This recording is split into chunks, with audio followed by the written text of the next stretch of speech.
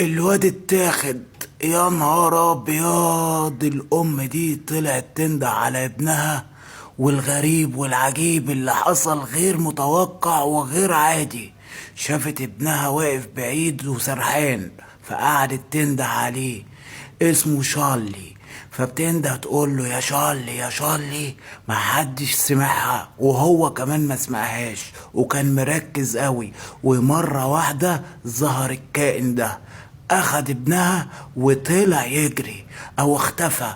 هي كمان طلعت تجري وراه وراحت ورا الشجر. والمفاجأة والغريب والعجيب واللي ما كانتش تقدر تتوقعه خالص، ان قعدت تدور على ابنها في سلقط في ملقط، ما لقيتهوش. وبعد شوية صغيرين جدا زي ما انتوا هتشوفوا كده، هيظهر كائن غريب وعجيب.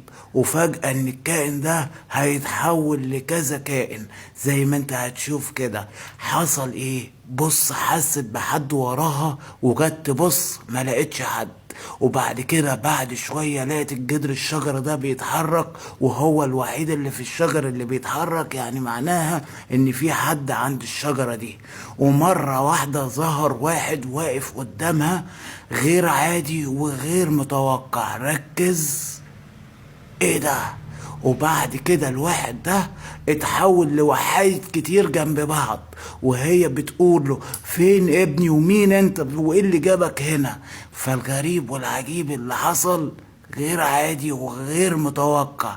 بصوا ظهروا ازاي مع بعض، ده اللي انا قلتلكوا عليه، اللي هو ظهروا كتير مع بعض. وبتسألهم فين الواد، والمفاجأة اللي جاي من ظهرها.